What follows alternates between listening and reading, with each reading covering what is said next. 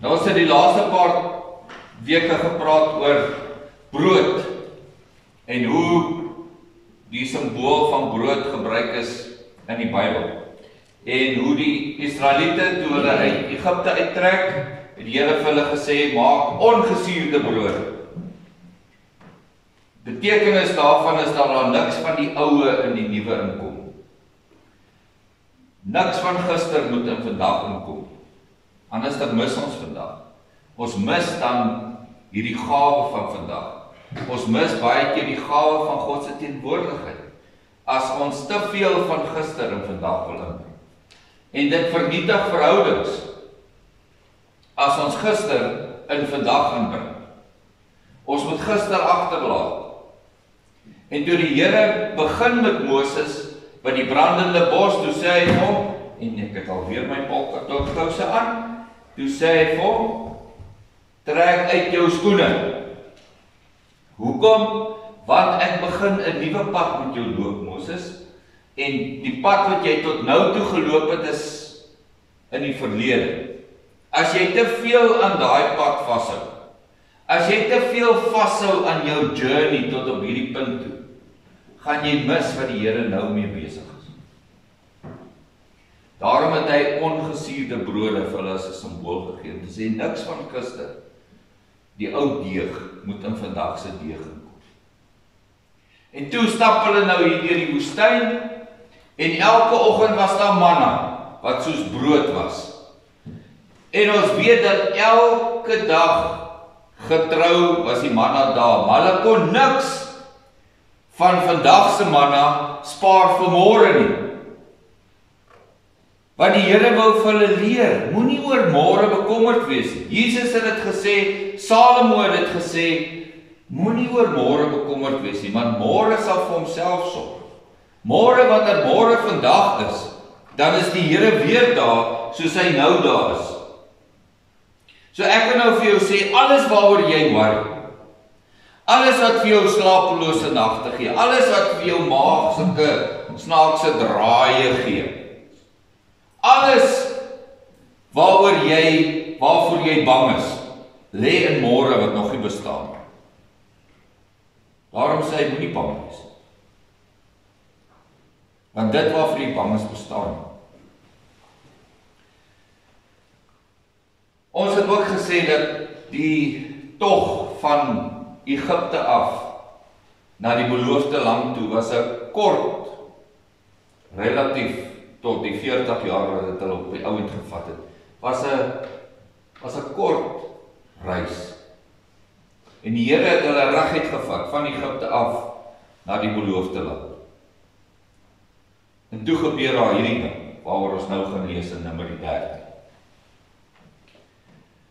Die Here sê vir Moses, kies 'n ou uit elke stam en stuur hulle in die land in, sodat julle kan sien dat ek getrou was toe ek vir julle gesê het, ek vat julle na 'n land wat vloei van melk en honing. Gaan kyk en gaan toets en gaan sien, dit is so. Ek vat julle nie na die ghettos toe nie, ek vat julle nie na 'n plek toe waar julle gaan sterf van die honger en. Ek vat julle ook nie na 'n plek van slawerny soos Egipte toe nie. Ek vat julle na 'n paradys toe. Gaan kyk en sien dat dit is so. En toe gaan hierdie 12 ouens. En hulle spandeer 40 dae daar. Ja, dit moes lekker gewees. Bly in die beste gastehuis. En hulle het 'n jolige tyd daar en hulle kyk en hulle sien, wow, kan nie glo die Here gaan vir ons hierdie plek gee. Dit is nou man, dit is die Here se genade, dit is onbeskryflik. En toe kom hulle terug en hulle kom vertel vir almal hoe wonderlik is Egipte. Hoe wonderlik is Kanaan. Nee? Is dit hoe die storie geloop het? Nee, nie heeltemal. Kom ons lees wat sê hierdie ouens. Numeri 13 vers 26. En hulle het weggegaan en by Moses en Aaron die hele vergadering van die kinders van Israel gekom in die woestyn Paran in Kades en aan hulle berig gebring en aan die hele vergadering en hulle die vrugte van die land laat sien. Ek onthou as 'n laaitjie in die kinderbybel, het hulle met so 'n stok tussen twee ouens met hierdie massiewe tros druiwe geloop. Daai was 'n, ja Petrus, ek weet nie of daar op jou plaas ook sulke druiwe groei, maar in elk geval. Waar was ek? Vers 27, en hulle het hom vertel en gesê, ons het gekom in die land waarin u ons gestuur het, en waarlik, dit loop oor van melk en heuning, en dit is sy vrugte. Woe, opgewondenheid, man! Hier gaan ons nou in die paradys in. Daar's altyd 'n maar, is daar nie? Vers 28 begin met 'n maar. Maar, so gee die Here vir ons beloftes. En die Here sê, ek is by jou. En die Here sê, al gaan jy deur 'n vallei van doodskare, ek is by jou. Die Here sê, ek is vir jou genoeg. En dan sê ons, Here, maar. Wat is die maar? Wat hierdie ouens sê? Maar, die volk wat in die land woon is sterk. Here, jy weet hoe groot my probleem is. Kyk, ek kan verstaan, mense gaan deur moeilike tye en goeders, maar ek is spesiaal. My tye, my moeilikheid, is bietjie erger as ander ouens se moeilikheid. Jou beloftes is waar, behalwe vir my, want jy verstaan nie hoe erg dit is. Hy sê, maar die volk wat in die land woon is sterk, en die stede is versterk, en baie groot. En ons het daar ook die kinders van die Enakiete gesien. Dis nou Goliat se makkers. Die Amalekiete woon in die suidland. En die Hetiete en Jebusiete en Amoriete woon in die gebergte, en die Kanaaniete woon by die see en aan die kant van die Jordaan. So chaps, dis nou alles goed en wel. Ons het hierdie belofte. Ons het gesien hoe die Here ons daar uit Egipte uitgehaal het. Ons het al die wondertekens en die dinge gesien. Ons het gesien hoe die Egiptenare in die Rietsee verdrink. Ons het gesien hierdie wolkkolom wat ons lei in die dag en vuurkolom wat ons lei in die nag. Ons het die manna geëet en ons het gesien hoe die Here vir ons water uit die rots gee. Al hierdie dinge het ons gesien, maar hierdie is nou 'n perk van 'n ander tee. Ek dink nie die Here kan hierdie challenge is bietjie te veel, tot vir hom. Sê nou maar net uit droppels. Sê nou maar net. Want ek kan nie sien hoe ons, wat daar uit Egipte uitkom, slawe was, ons is nie in die beste kondisie nie. Want ons het nie die lekkerste kos gekry, ons is maar, en ons is swak. Ons het nie 'n weermag nie. Daai ouens, hulle baklei die hele tyd onder mekaar. Julle moet sien hoe lyk hulle. Daai ouens is gerib, man, soos 'n amper sê soos 'n lokasiehond. Maar hulle het spiere en hulle is groot. Ou Petrus lyk klein teen daai ouens. En Petrus is ons beste kans. Okay, miskien Willem ook. Ek weet nie, Jan is so 'n bietjie. Maar ek weet, hoe is dit moontlik dat ons hierdie ouens kan aanvat? En dit is so in die lewe, is dit nie? En die hele storie van die volk Israel wat uit Egipte uittrek na die beloofde land toe, is my storie. Dis my storie. Dis ons elkeen se storie. Ons almal gaan deur hierdie tye waar ons voel leeg. Jy weet, ek is vasgevang. Want wat het gebeur in Egipte? Bertien, moet check of jy wakker is.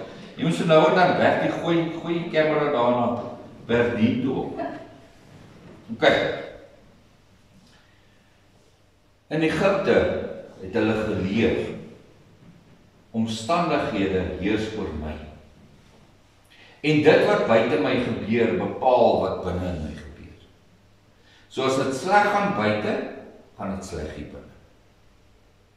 So as ek wil hê dit moet beter gaan binne, moet dinge buite verander. En daar is die mens se grootste stryd en ons grootste suffering. Is ons glo dit wat buite ons gebeur, bepaal wat hier binne aangaan.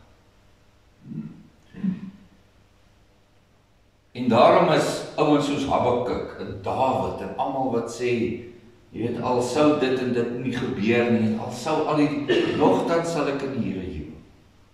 Dis hoekom dit vir my so fenomenaal is. Dit staan uit. Mense wat in die aangesig van die haglikste omstandighede nog steeds blymoedig is. Want hulle weet,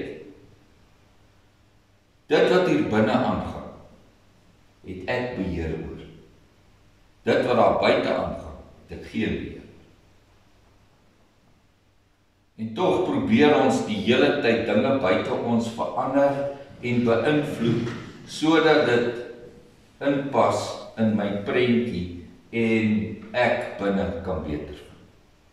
Daarom raak ons mismoedig en ons raak kwaad. En ons sê, maar hoekom ek? As daar goeders gebeur wat nou nie lekker in my prentjie inpas. En dis presies wat die Israeliete gedoen. En dit is slawerny. Dit is die slagoffermentaliteit. En weet julle wat is vir my die hartseerste, Isabel? Hier staan hulle op die rand van die Jordaanrivier. Die almagtige God het beloof, ek gee vir julle hierdie land. Ons weet 40 jaar terug of 40 jaar in die toekoms in, van daai punt af wat het gebeur, toe die Here die mure in die grond ingedruk en hy die Jordaanrivier opdam en hy op wonderlike maniere, hy die son laat stil staan en alles gedoen. Hy was getrou aan sy belofte, maar daar was hy net so reg om dit te doen. Hy was net so gereed om hy land vir hulle te gee. Maar omdat die mense nie Egipte kon agterlos nie, omdat hulle geglo het dat dit wat ek met hierdie oë sien is die waarheid. Dit wat ek op News24 lees, want dit is wat 10 van die ouens was. Hulle was News24 en CNN en Fox en so gaan ons nou aan. Hulle het vir my kom vertel hoe lyk die wêreld.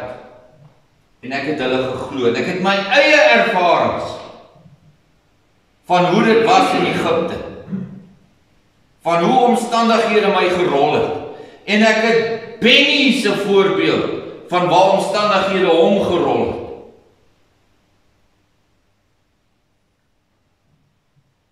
En ons het al die stories wat ons rondom die braaivleisvuur hoor.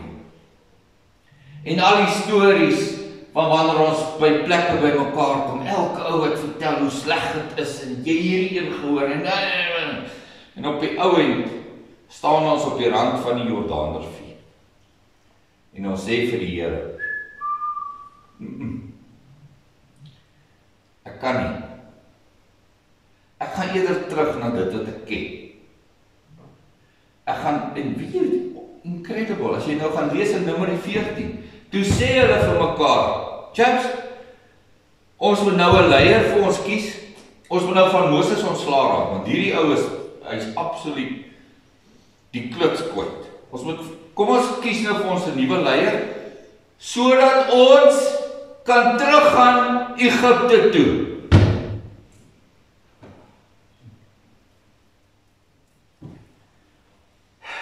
Hoe kom jy by 'n punt waar die Here vir jou sê, ek gee vir jou net die beste. Ek gee vir jou net die beste. Ek het alles vir jou beplan. En hy bewys sy getrouheid aan jou. En jy sê, nee, dank. Ek gaan eerder terug en ek gaan my eie potjie trek. Ek gaan eerder maar aanhou om te probeer om al my dinge in plek te kry.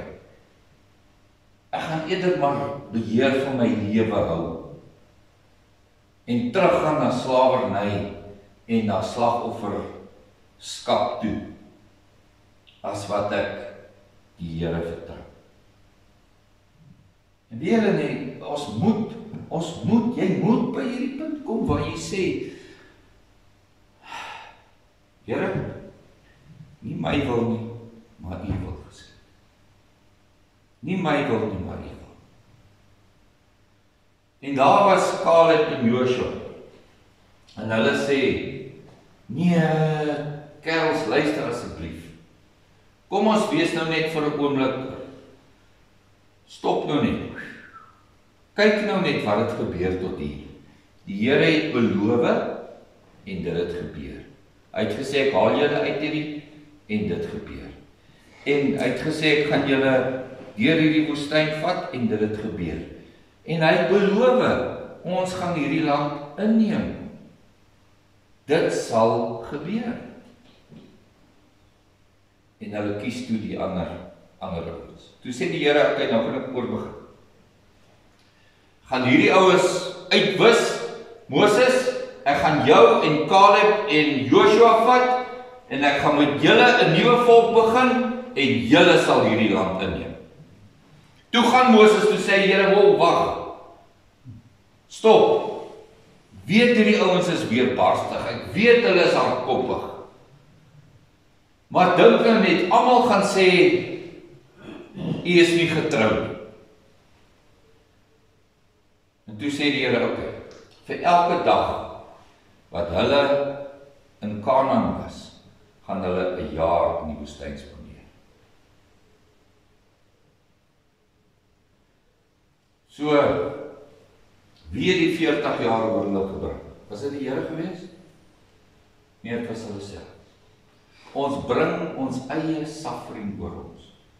Ons eie swaar kry. Bring ons oor onsself, as ons vir die Here word. Ons bring ons eie swaar kry, omdat ons hom nie vertrou. Omdat ons die hele tyd sê, hoekom? Maar,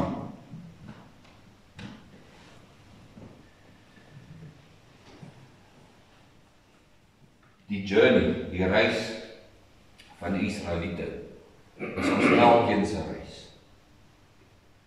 En die Here sê vandag vir jou, jy staan op die rand, op die bank, op die wal van die Jordaanrivier. En ek het vir jou gegee vrede wat alle verstand te boven. Ek het jou my teenwoordigheid gegee. Ek is hier by jou, ek is in jou. Waarom neem jy nie die tyd en die energie en is jy nie vasberade om my stem te hoor en my te ken nie? Waarom spandeer jy al jou energie en al jou tyd en al jou krag en al jou hulpbronne om goeders in plek te probeer sit rondom jou? 'n alternatiewe lewe te bou waar jy nog altyd gaan dors bly en nog altyd gaan honger bly. Hier is ek staan by die deur en ek klop. En dis tog die beloofde land. Dis die Kanaan waar ons in die Here se teenwoordigheid lewe elke oomblik van die dag. En ek kan in die oggend opstaan en ek kan sê, Here, dankie vir die dag. Dankie vir die gawe uit die hand. En môre kan ek in die hand los. En ek kan vandag ten volle lewe. Want ek weet U is by my. U stok en U staf die vertroos. Maar dan is ons maar weer soos die Israeliete, ons hol terug na die slawerny. En ons kan nou lees en ons kan net die mense kritiseer, maar ek sê net, nee, slaan hand aan eie boesem. Jy sê, maar dis ek. Dis ek, wat elke keer terughardloop.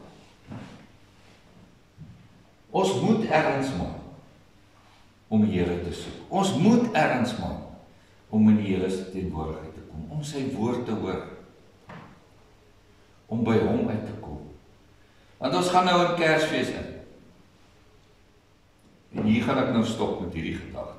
Ons gaan nou in Kersfees. Kersfees vier ons 'n tyd van Immanuel, God met ons.